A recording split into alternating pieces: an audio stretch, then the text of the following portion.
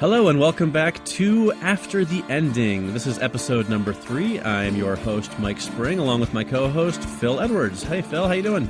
I'm not too bad. I hope you're okay. I'm doing well. It was exciting Oscars last night, which we're going to talk about a little bit later. And did you get a chance to see some of them? Anything about them?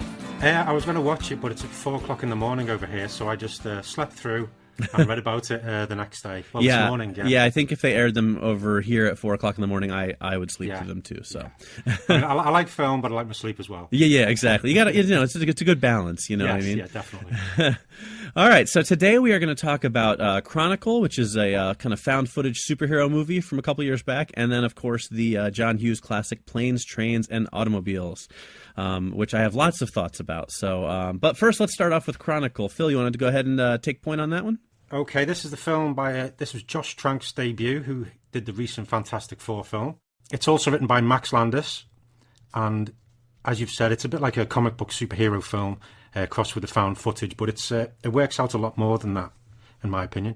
We follow a group of 3 teenagers. Andrew is a Seattle teen. He's the main guy, played by Dane DeHaan. He decides to begin videoing his life. His mum's dying of cancer. His father, called Richard, is an alcoholic, shouts and hits him, and Andrew's also bullied at school. He's not having a good life. However, his popular cousin, Matt, takes him to a party where they meet another student, Steve, played by Michael B. Jordan, who was recently in Creed. While at this party, they find a hole in the ground, go down, have a look, as you do, and find this weird blue crystal thing. A loud noise knocks them out, they get nosebleeds and pass out. All well and good so far. A few weeks after that, we see them again, and they've all developed telekinetic powers, and they are doing various pranks and tricks just to see what they can do with it. And it all culminates in Andrew, the main guy who's videoing everything, using his powers to push a truck off the road. Things move on from there. Andrew starts going steadily downhill, getting worse and worse, getting a bit crueler, getting a bit vicious. They learn to fly using the powers. Andrew does a magic trick at school, and he's finally popular, but then messes it up at a party after that. And then he goes off the deep end. He gets withdrawn, angry, uses powers on his father, gets involved in fights. Steve confronts him in the middle of a thunderstorm up in the sky, which is a great scene. Steve gets hit by lightning and dies. And Andrew calls himself an apex predator and uses power to get back at all those who've slighted him. He goes on a rampage in downtown Seattle. Matt tries to calm him down, but eventually has to use his powers to impale Andrew with a spear from a statue. Matt is surrounded by police, but flies away. And the film ends. We see Matt videoing himself in the mountains of Tibet, where he vows to use his powers for good. The end. There you go. You know, it's funny, I didn't realize until just now when you were describing it that there's a little bit of a Carrie influence going on there. You know? Yeah, definitely Carrie involved in this one, and the Fury as well. That's another telekinetic exactly. power one. Yep. So it always seems with films involving telekinesis, the protagonist always ends up going a bit psycho, going off on the deep end and lashing back at the people who bully them. Yeah, that's interesting. It's like other superpowers, people turn to superheroes, but if you get telekinesis, you go crazy and kill people, I guess. Yeah, exactly. I guess I know when people ask you what superpower would you have, I guess from now on I will not answer telekinesis, because clearly that ends badly. Clearly it's got its benefits, but it makes you go a bit crazy. Right. I'll stick with, flight or invisibility or something. Okay then, Mike, so what do you see happening the day after the events of the film? All right, so I think I like the character of Matt, and I think he's sort of the focus of my after the ending here. Obviously, same here. He's a good guy, isn't he? Yeah, he is, and the other 2 characters are dead, so obviously that sort of lends itself to that. But I think Matt, he really tries to live up to his desire to be a good guy. I think he saw what went wrong, and he really wants to make good on it. So I think what happens is, there's that final shot where you see that Tibetan monastery in the background. Yeah, it's a great shot, yeah. It really is. And I think what happens is Matt basically spends the day flying around Tibet and kind of collecting his thoughts and making a plan. And eventually what he does is he settles down, back down at that same monastery, and he goes to approach the monks for help. And I'll leave it there until we get to our next section. How about you? That's pretty similar to what I had as well. I said he stays in Tibet for a while, meditating, finding himself, but also pushing his powers a little bit, just seeing what he can do with them.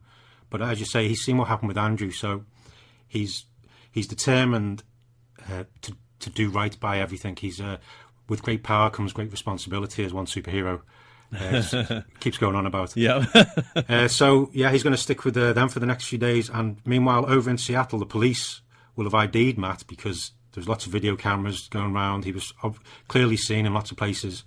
So there'd also be the rumblings of trying to track this flying person down who saved the day. Right, right. Yeah, that's interesting. You know, I didn't really focus on that side of things. I didn't really think about, you're right, that like, it's not like some of the other movies that we've talked about. In this case, they would very clearly be able to figure out that it was Matt, and also that he had powers and that these other guys had powers. So that's interesting. Yeah, because they're both shouting the names at each other as well. It's a bit like the end of Akira, you know, Tetsuo and Kaneda shouting. Yep, and actually, as I was reading up on that, I did see that Josh Trank did cite that as one of his influences. So well, yeah. So that was he's definitely there. Yeah, yeah. And finally, Andrew's body is put under quarantine because they've seen this person flying around before he was impaled. So they're going to want to try and find out what's... I'm sure the government's going to dissect the heck out of him. Yeah. Without a doubt. So I think that's that. What about the immediate aftermath then? All right, so Matt decides that, you know, the only way to really learn from these monks is to be honest with them. You know, he's not going to just try and go there and learn how to meditate. He's got to show them what he can do. So even though they don't speak English, he uses his powers and he shows them what he can do. Okay. Eventually he communicates with them that he wants them to teach him, you know, both to learn how to use his powers, but also to how to harness them wisely and kind of, you know, channel that inner peace. You know, I mean, he's clearly seen Batman Begins, so he knows that's where you go for good training. And and you learn, you focus. Right. That's what he wants to do. He wants to be able to use the powers in the best ways possible, but also to make sure he doesn't go the route of Andrew and really maintain that inner peace. So I think basically he begins a training regimen with them that basically strips him down to his core and allows him to kind of find that inner peace with himself and really, you know, even though he went through this trauma of you know, killing his cousin.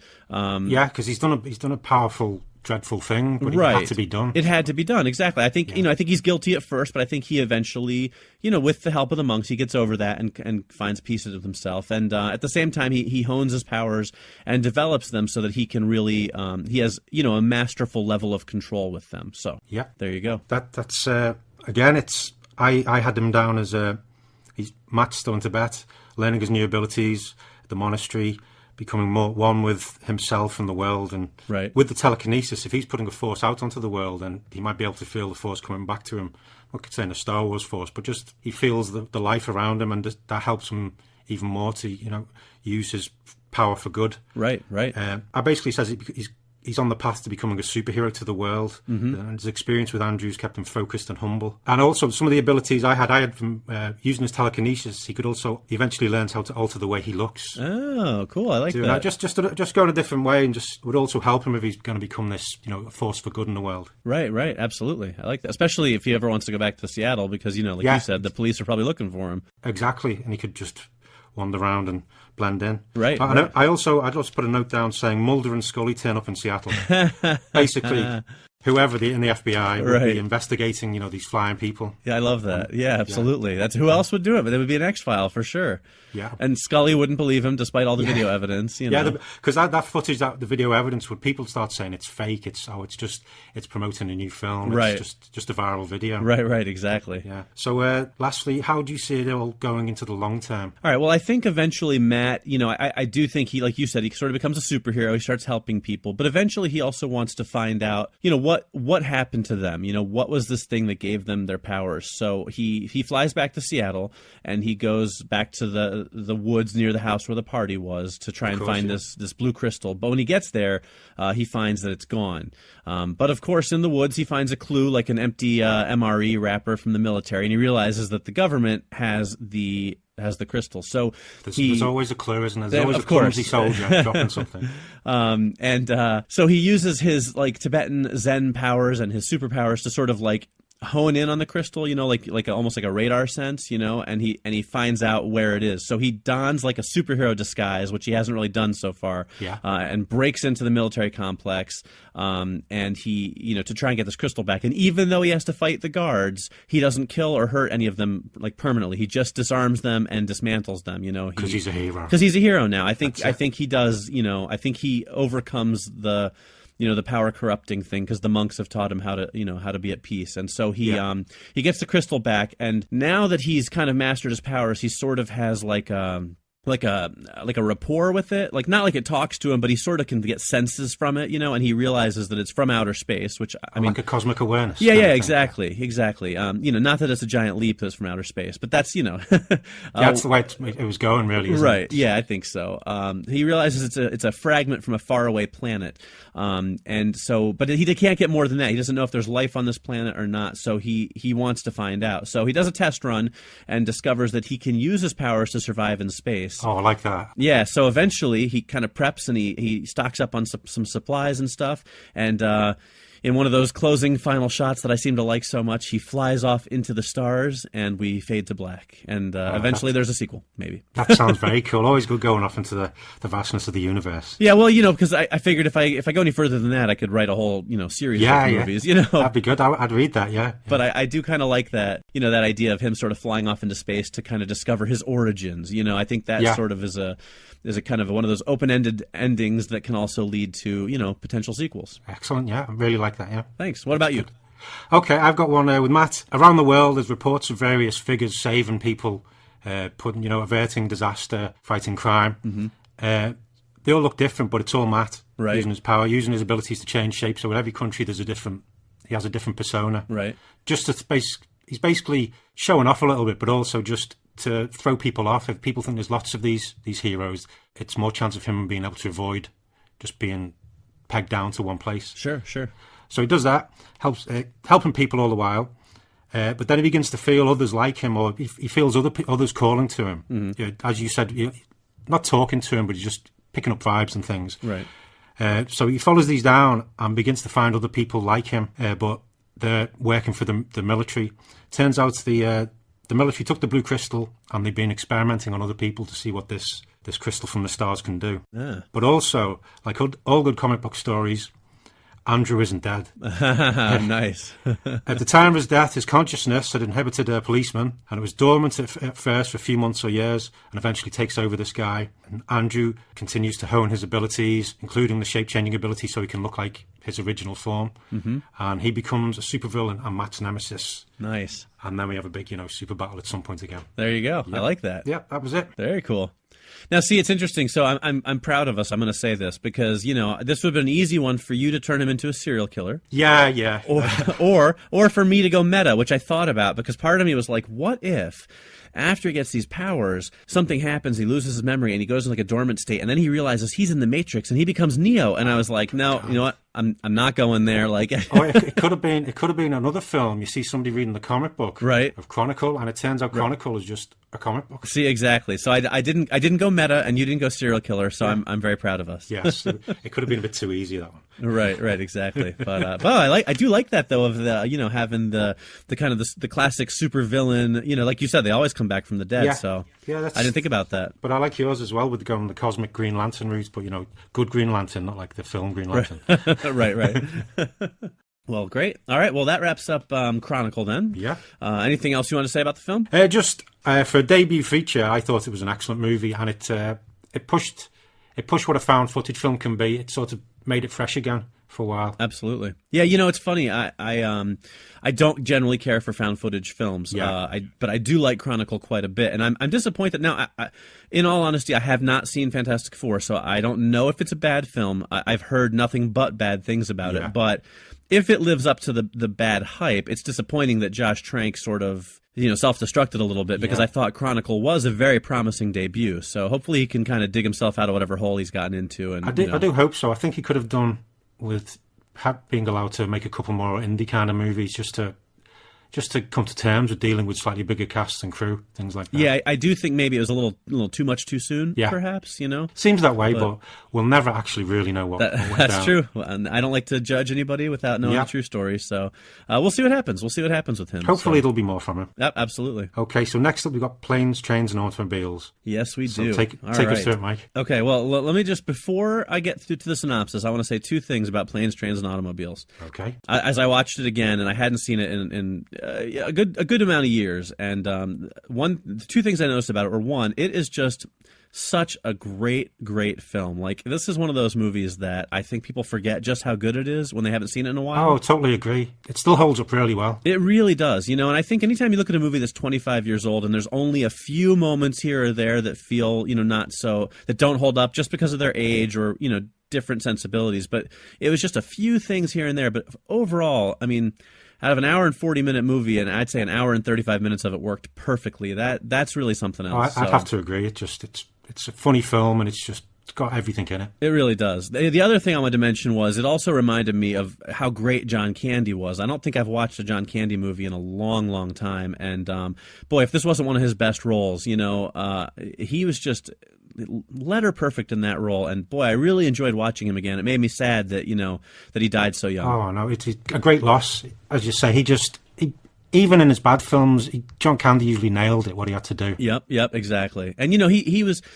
famous for playing these obnoxious, larger-than-life guys, which his character in this movie is, but in this movie, he was such a likable obnoxious, and he had this big heart, and he was such an endearing character, and a whole lot of heart. I was really blown away by him in this movie, so. Yep. All right. So there we go. So that's what I wanted to say about Planes, Trains, and Automobiles. So here we go. We'll take you through it. So Neil Page, played by Steve Martin. I should mention this is a John Hughes film. This is the first John Hughes film we're talking about. I can guarantee you it will not be the last John Hughes film we're talking about. Oh, there'll be many more. I am a huge John Hughes fan. So and he had just so many great movies and no sequels. So all of them are ripe for our format. Oh, of course, yeah. All right. So Neil Page, played by Steve Martin, is an uptight businessman in New York City, and it's 2 days before Thanksgiving, and he is trying to get home to his family in Chicago for Thanksgiving dinner.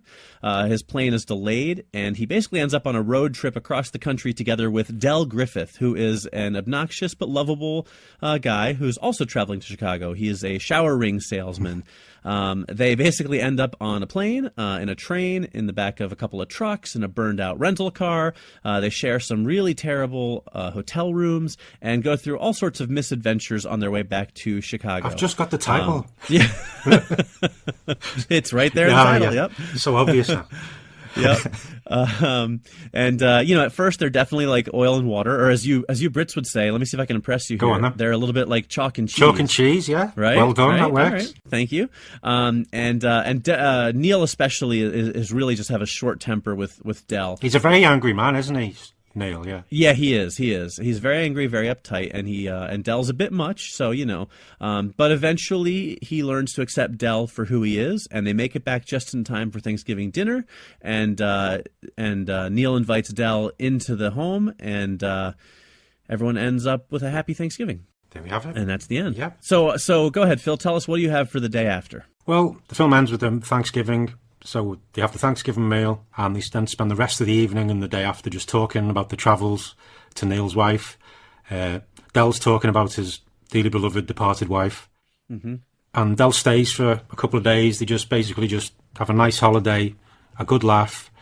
Del isn't as obnoxious once they get to know him, and he's relaxed and they know all about him. And it does Neil and Del the world of good. I think you and I are going to be very much on the same page for this film. I will say also, I believe I mentioned last week, I'm a sucker for happy endings. I'm a bit of a sentimentalist, and this after the ending is going to bring that out. You're going to see my sappiest. So it's okay. I'm going. I like a good bit of sap. Yeah, I hope people do, because I'm going there. So, but yes, as far as the day after goes, I have pretty much the exact same thing. Del eats with the Page family for Thanksgiving.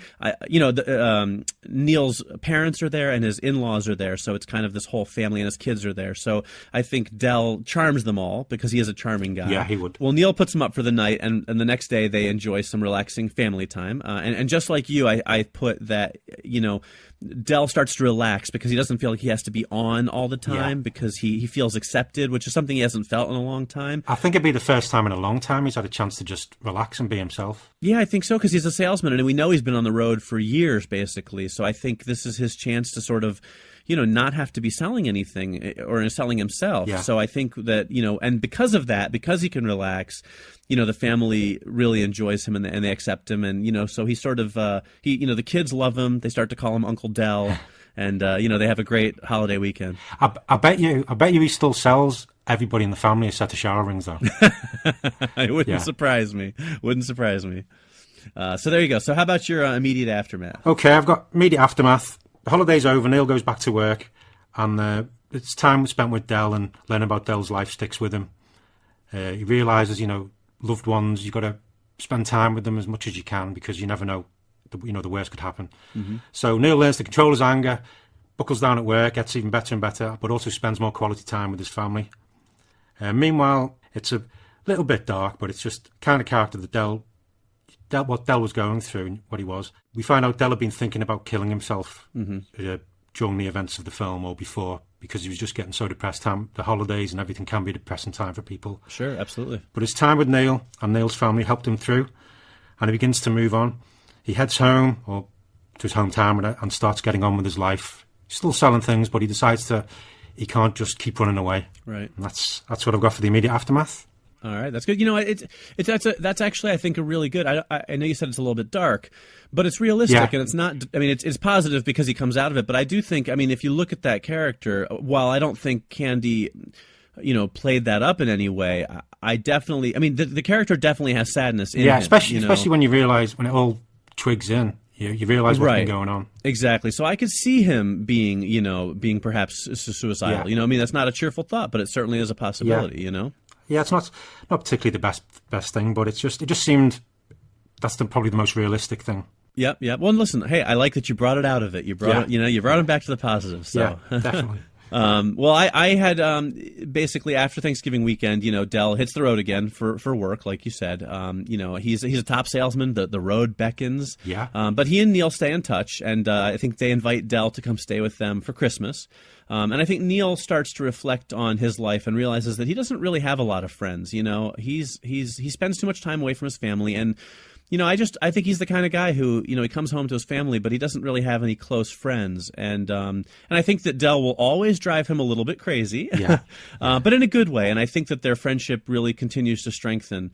I think after about a year of staying out on the road, Del eventually decides to settle down in Chicago. Not right next door to Neil, because that would drive him crazy. But, within like a half an hour, so they can see each other and be friends, but they're not right on top of each other. I could see that, yeah. That's a nice way for it to go. Yeah. I told you, I'm going full sappy. Don't worry. It gets sappier. That's nice. Here. I like that.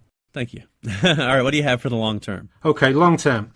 We got Neil's calmer, friendlier demeanour over the past months and years. Sees him move ever higher in his work, and he still manages to spend time with his family, and he realises he's happier than he's ever been. On the sideline, because he's just in the moment, in the now, he decides to write a self-help book under a pen name. I like that. Based on his travels with Del, all about how chaos can bring inner peace. And he calls the book How Two Pillows Can Change Your Life. I love it. That's great. So I just thought I'd go that way. As for Del, he's still travelling, but not as much. He now deals with all bathroom supplies and has an office which he spends a few months of the year at. He visits Neil and his family whenever he passes through, and he's always with them for Thanksgiving. Oh, I like that. And he also meets a woman, and a romance may or may not blossom, but he's just in a good place. Very nice. So I think. Oh, and also he finds a love of polka music and considers forming a band. Okay, it's slightly left field. Yeah, but I think it fits, though. It could turn up in Home Alone. Absolutely. Gotcha.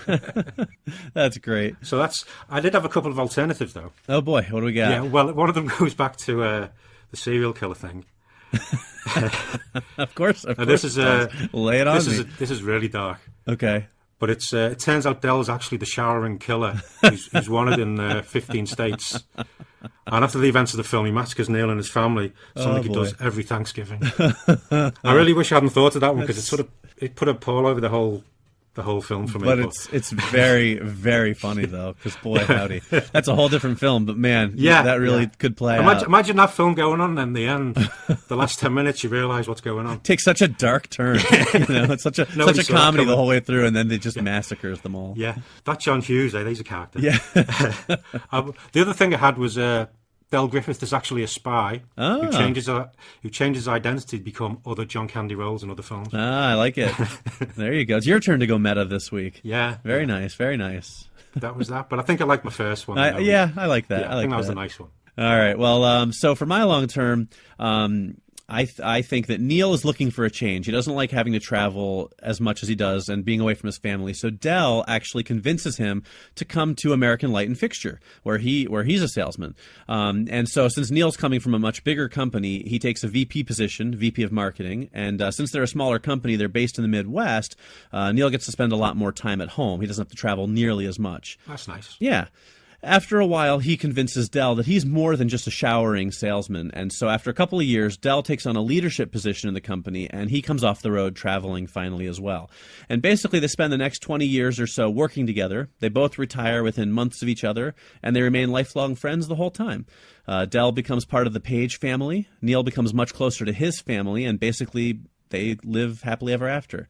I did put that Del never remarries, because I think his love for his wife just keeps him from ever remarrying. But he lives a very happy life regardless.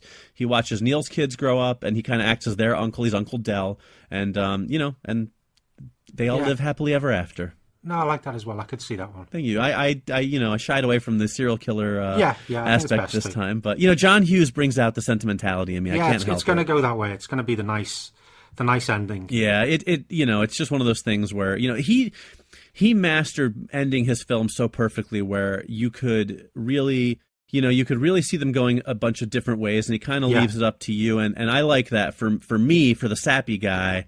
All his films end with everyone being friends and loving each other, and that's just that's the way I choose to see them ending, and other people can see them walking across a ways. field and putting your fist up in the air. Yeah, exactly. Right, exactly. Yeah. So in fact, we are definitely going to do a Breakfast Club episode in the future, but I think we're going to do a very special episode of After the Ending for that, and maybe we'll do a one film. Multiple ending, because I think there's a lot of ways you can go with the Breakfast Club. Yeah, and a lot of characters as well. Yeah, exactly. So I think that's one for the future. We're going to do a special episode, so hopefully people will stick around long enough to hear it. They should do. I think so. Yeah, I'm sure they'll muddle through. Absolutely. All right, so anything else you wanted to say about Planes, Trains, and Automobiles? It's a great film. And I really do love it. It was good watching it again, to be honest. It's been a while since I'd seen it. Yeah, absolutely. It really was. It's definitely one of my favorites, and I was sort of glad to rediscover how much I love that film. Yeah, and the scene where he's trying to sort out this hire car back at the office for the hire car, that really, with lots of expletives. Yeah. I really do like You know what? Your British slang threw me there for a minute. We call them rental cars. And I was rental cars, of course. Hire car. What is that? Hire car, rental car. Yeah, it was funny, too, because up until that moment, I was thinking, there's nothing in this film that I couldn't let my kids watch this movie, because it was relatively free of profanity. And the situations were all pretty funny. There was nothing too adult in it. And then they get to that rental car scene, and he drops the F-bomb like 20 times. And I was like, well, I guess we're going to hold off on that one for a few more years. Beep that, give me a beeping car. Exactly. But good stuff. So, all right. So, obviously, there's one major thing to talk about as far as movies go this week, which is the Oscars, as we mentioned earlier. So, the Razzies. There was also the Razzies. Oh yeah, the Razzies. That's true. Razzies. That's true. Yeah, we'll Which talk one's about more them. important? We'll talk. Let's start with the Oscars, then we'll get to the Razzies. Okay. All right. So, what were your thoughts on the Oscars? At least on the on the winners and the losers and so on. To be honest, I'm quite happy with pretty much all the winners. The one thing for me that I was surprised with was that Spotlight won Best Picture. I'm not saying it didn't deserve it. It's just when it first came out, it was riding the tide. It was just going to be the big winner. Then it just seemed to fade out. Yep. Yeah, it did. And I thought other things were going to take over, like The Big Short was suddenly everywhere, and The Revenant was just trundling through the wilderness. But Spotlight, it was nice to win, and also won the Best Original Screenplay. Yep. Yeah. And I just want to point out that a couple of weeks ago in episode 1, I chose to bring people's attention to a little movie that some people might not have heard of, called Spotlight. Oh, you did? I did. As a matter of fact, I used some of my time to pimp that movie out. So I clearly had some prescient knowledge there. So I think you did. You know what I think contributed to it winning, though? What's that? Besides that, it was a great film, and I really, really loved it. I do think it was fantastic. But I think that the Best Picture category was so widespread that I think I don't want to say it won by default, because that implies that it didn't deserve it, but Mad Max wasn't going to win. It's just too not, different, right? It's not what people are in the Academy vote for. Room, not enough people I think saw it. Kind of, and it was sort of a darker film. The Revenant. I think you made a good point in our first episode that it's a great looking film and it's a great performance, and that's why it won cinematography and directing and That's all. Did it win cinematography? Yeah, it did. Yeah, did you? And of course, DiCaprio got his first ever Oscar. Right, for it. DiCaprio got it. But I think, story-wise, it wasn't the best picture. So I think that worked against it. So I think when you looked at all these other films, they all kind of had some sort of deficiency. Brooklyn, I don't think enough people saw that. So Spotlight kind of had this great ensemble cast, a sharp script, a really topical storyline, and it's a great film. So I think it's sort of everything was on point for it, wasn't it? As you say, great cast. Yeah, I think it was important subject matter, right? But done in a way where it was probably a bit more watchable than other films could have done with it. And I think it probably hit all the marks that the Oscar voting went for. Yeah, that's what I think anyway. But I was happy to see it win, frankly, because it was definitely one of my favorite movies of the year. So, well, I was also glad to see Mark Rylance winning Best Supporting Actor for Yeah. Bridge of Spies. That came out of left field, I think. I don't think people thought he was going to win. I think a lot of people won or lost their office pools based on that one, because I think most people probably didn't pick him as the winner, and the few that did probably snuck in a win there. It was either going to be Ruffalo for Spotlight or Sylvester Stallone for Creed. Right, exactly. And they were probably my top two. I will say, I was very happy with all of the awards and the winners. My one disappointment for the evening was that Stallone didn't win for Creed. Yeah, it would have been nice. It would have. Here's the thing. I'm a big Stallone fan. I make no bones about it. I love his action movies. I grew up watching his movies. The great films. Yeah, the first Rocky is just a superb film. Absolutely, and so I'm a big fan, but I also think he's an underrated actor. I mean, when he gets a chance to show it, he is really a fantastic actor. And I think Copland, which is one of my favorite movies of all time, that's a brilliant film. It really is, and he's amazing in it. And he didn't get nearly enough attention for that. So I thought that he was excellent in Creed. I thought he was really terrific. It would have been nice to kind of cap his career off with an award to sort of encapsulate all these performances he'd done. Because he won an Oscar for the screenplay for Rocky, didn't he? Yes, he did. He did. Right. So it would have been nice if this was his last appearance as Rocky. Well, it might not be his last one, but it would have been good, as you say, for him he could have had bookmarked the beginning and end of the character. Right, exactly. So that was for me though, and nothing against Mark Rylance. He's great. I obviously never want to take away from another actor, but that was my one disappointment, was that I really was pulling for Sly to win it, but what are you going to do? I know, but look, Mad Max Fury Road, though, it did get 6 Oscars. Yeah, so which is... You can't really complain, can it? You really can't. I mean, I think we all knew it wasn't going to win Best Picture, and even Best Director was a long shot. So at least it was nice to see it get... And it deserved those technical awards, because, man, that is a film that looks like nothing else out there. It was. It was a breath of fresh air at the cinema. It really was. So it got costume design, Best Production Design, Makeup Hairstyling, Best Film Editing, Sound Editing, and Sound Mixing.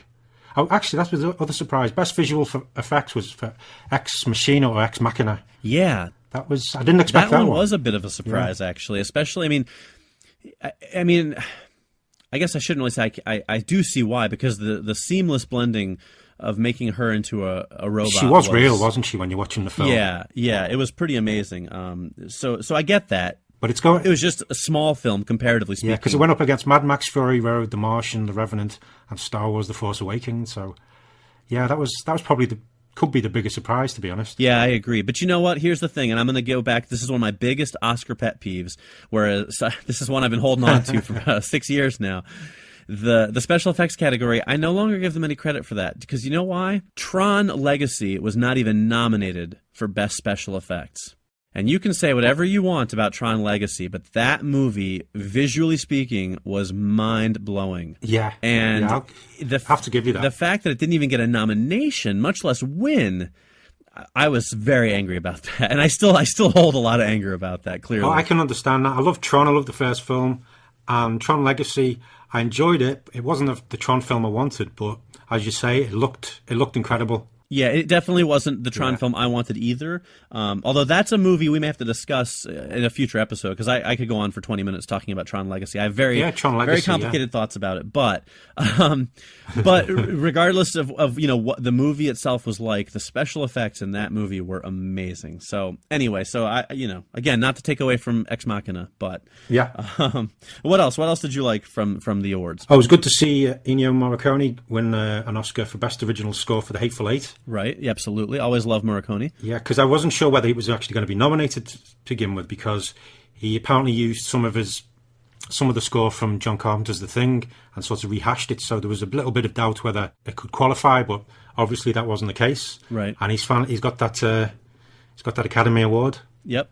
So that was nice. Absolutely. It's interesting that when you look at the composers like John Williams, I mentioned he'd been nominated for 50 Academy Awards and has only won 5, which I found surprising. But that's pretty crazy. Wow. Yeah, he's been nominated for 50. 50 times. Yeah, 50. 50 Academy Awards. Wow. Yep. I know, mind blowing, isn't it? That's incredible. I didn't know that. I didn't either until they said it on the show last night. Wow. So yeah, that was pretty cool. But I was happy to see Morricone win anyway. Although I admit, as a Star Wars fan, I kind of wanted to see John Williams take it for for Star Wars again. Yeah. But Morricone is great, so it was well deserved. Yeah, definitely. One of the ones I was happy about was Alicia Vikander winning for Best Supporting Actress. I've really liked her for a couple of years now. I actually first came across her in 2 movies that I don't think a lot of people saw. One of them was The Fifth Estate, which was the Julian Assange story that came out a couple of years back. Oh, I know the one, yeah. And then the other one actually that I really liked her in, though, was this movie called Son of a Gun, which was a foreign-ish film. Is that the Australian one? Yes, that's it. The Australian action movie. And she played the kind of, well, the love interest, but she was really good in it, and also very attractive. That's the one with Ewan McGregor. Yes, he's the bad guy, isn't he? Yeah, and he's fantastic in it. Yes, and I actually really liked that movie. But that was kind of the film that really brought her to my attention, and and then right after that, of course, she was in Seventh Son, Ex Machina, The Man from U.N.C.L.E., and The Danish Girl, and I was like, every time I see her, I'm like, man, she just gets better and better. So I like to claim that she was my discovery. I know she wasn't really, but I always find that crazy when you see an actress or an actor who's you see them in 1 or 2 films and they're like nobody's really seen them, and suddenly they're in like 3 or 4 or 5 big budget movies over a couple of years. Yep, and now she's got an Oscar. Yeah, it's just incredible. It's just, I know they worked a long time before, but just on the film work, suddenly they just come from 1 or 2 films and they've got like 5 or 6, and then they've got an Oscar. Yeah, it's brilliant. And well, look at Brie Larson. I mean, she was the female lead in 21 Jump Street a couple of years ago, which for my money is one of the funniest films of the past decade. But it wasn't exactly a it was a good take on the original show. Yeah, it was. Film. But she wasn't winning any awards for that. Well, I really only knew her from a few episodes of Community she was in. Right. And I don't really. I've probably seen her in lots of other things, but that was the one which always sort of stood out. Yeah. Well, I think she's relatively. I want to say relatively new. I mean, within the scope of things, as far as getting the big roles. So, but good for her for taking home that award as well. And she was up against some stiff competition as well. Kate Blanchett, Jennifer Lawrence, Charlotte Rampling. Yeah, it was definitely. But it was good to see. It's good to see. I thought one of the things I liked about the awards this year too was it was a lot of new talent, or people who hadn't won the awards before. It wasn't the same old as we used to see with Jack Nicholson and all those, same old, every year. Yeah. The same people getting nominated and, It wasn't really giving somebody an Oscar just because they put the time in. Right. All right, well, let me ask you this then. So how about, Leonardo DiCaprio finally gets his Oscar. He finally got it. Yeah. I was made up he won. Yep. But I'm also slightly disappointed because I would have loved to have seen what the internet came up with today. Oh, I know. With the various pictures and things. But no, I'm well deserved. He did a good thing with that role. Yeah, it's probably not, out of all the roles he's been nominated for, it's probably not the one I would have picked to win for. No, but, I would have liked to have seen him win it for Wolf of Wall Street. Actually, I love that movie and I loved him in it. But I'm happy he finally got one. And you know what else? I thought that's how you do an Oscar speech. Oh yeah, like his speech was just fantastic. Like it was gracious, it was humble, but also he managed to get his cause of environmentalism in there, which is an important cause, saving the planet. It wasn't like he was just trying to shove it down your throat like sometimes happens. It was just right. It was a passionate, an impassioned plea. Like it was like, this is something we should all care about. It was from the heart. And I thought it was an excellent speech. So I was very pleased to see him take the podium last night. Yeah, it was very classy, without a doubt. So other than that, like I said, I was pretty happy with all the choices. Yeah, I have to agree with you. I think they made the right choices. Okay, but then we've got the Golden Raspberry Award Foundation had their 36th Razzie Award over the weekend as well. Yes, for worst films. Yes, and did you worst see any of performances. this? You know, I didn't watch it. I usually just read up on it afterwards. So worst picture, though, this time it was 2. It was The Fantastic Four, from our friend Josh Trank. Ironically, it ties nicely into our Chronicle, yeah. You'd think we planned it, didn't you? Sadly, the sad part is that we didn't. You know, it wouldn't have been that hard to plan it. Damn it. Right, don't let the secrets out. Yeah, man behind the mirror. Right. Man behind the curtain, that was Right. So yeah, it was Fantastic Four and 50 Shades of Grey. Yep. Now, I haven't seen 50 Shades of Grey, and I never really want to. Okay. But I think the other choices were Jupiter Ascending, Paul Blart, Malcolm 2, and Pixels, so I think it did. You know, here's my take on that. First of all, I saw 50 Shades of Grey. My wife's a fan of the books, and you know, Oh, no. so we went and saw it, and I didn't think it was all that bad personally. I mean, it was.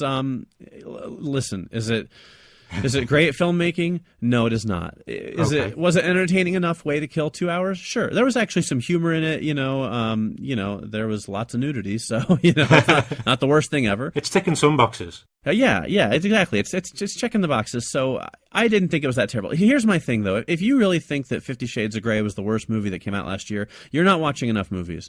Yeah. Because there's a load of movies out there that are way worse than... Like, they really kind of only pick, like, the big films, you know what I mean? Yeah, you're right. It's the ones with the big budgets, which aren't very good. Right. So, and also, I will say, if you don't think that Paul Blart 2 was the worst film of the year, you've got some issues. I mean, the fact that didn't beat either Fantastic Four or 50 Shades of Grey, like that movie was, oh man, that was 90 minutes of my life I will never get back. And you know, so I don't know. It still makes a ton of money though. It's like Adam Sandler films; they just keep making the money. You know, the thing with Pixels too. Did you see Pixels? No, I haven't. My daughter saw it and she enjoyed it. Yeah, it's but she thought it wasn't as good as it could be. The problem with it was that it had a lot of potential. It looked great. Yeah. It was a great concept, and the script was like something written by an 8th grader. Like there was just no humor in it. There was no... Every time there was an opportunity for a joke, they went the other way, and like there just weren't like jokes in the movie. I mean, it really was odd that it was either my sense of humor is really off, although the box office grosses would kind of tend to side with me, or it just wasn't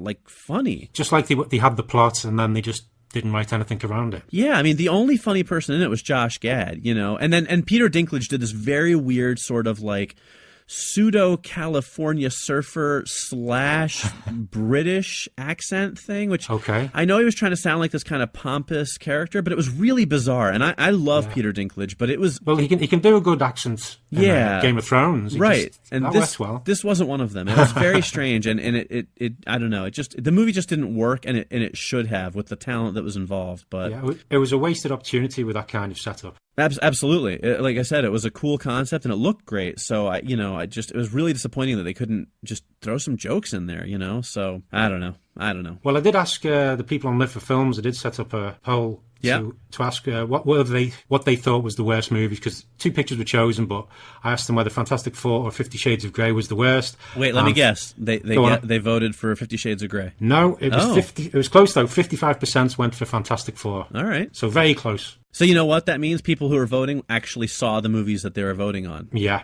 Because you know what happens is 50 Shades of Grey gets this backlash, much like the Twilight movies, because it's like, oh, it's 50 Shades of Grey. Those are books, you know, they're chick books, and they're terribly written, and they're selling 1 million copies, so we're going to rail against how much we hate them, even though we haven't read them or watched them. You know, like...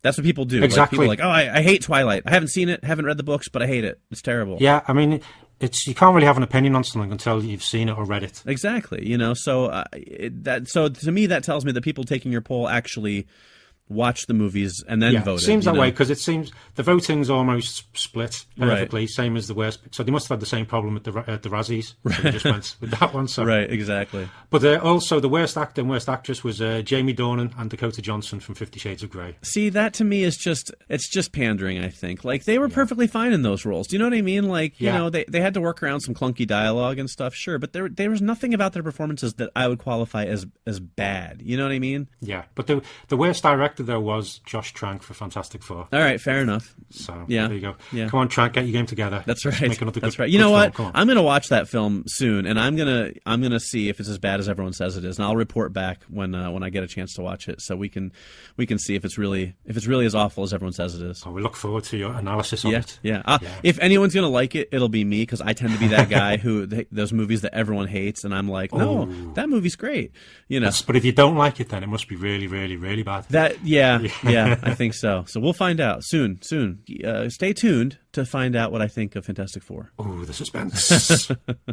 Okay, well, that's going to wrap things up for this episode of After the Ending. As always, if you want to leave suggestions for movies that you'd like to hear us give After the Endings to, I'm trying to make that a verb. I don't know if it's working yet or not, but we'll see. It's getting there. All right. You can leave us some comments on our Facebook page, which is facebook.com/aftertheendingpodcast. Also, you can leave your favorite and least favorite movie endings of all time, and we will read some of the best ones out here in the episodes. Next week, Phil, what are we going to do next week? Got a couple of exciting films to talk about. Next week, we will be raising a glass of White Russian as we look at the Coen brothers' The Big Lebowski. Yep. And after that, we will be looking at Tony Scott's Spy Game, starring Robert Redford and Brad Pitt. Yes, an underrated film, in my opinion. A very good film. Yes, indeed. So we'll be talking about those next week. And in the meantime, Phil, tell us. Go ahead and pimp out your stuff for us real quick. I'm Phil. I am the chief editor of liveforfilms.com for all your movie news, trailers, interviews, posters, cool art, and whatever else takes my interest. So, Mike, tell us more about where we can find you. All right, well, you can find my pop culture news and views on iwantmy2dollars.com, and you can follow my author page on Facebook at facebook.com/MikeSpringOfficial, where you can learn about some of the fiction projects I have in the works. All right, well, Phil, I hope you have a good movie-watching week, and thank you, everybody, for listening. I'm Mike Spring. And I'm Phil Edwards. And we'll see you next time. After the Ending. Who's gone on to do a few other films. Oh, God. That's a good start, isn't it? Should have made notes. Right off the bat, man. Right off the bat. Okay. Much like you, I said... sorry. Go on.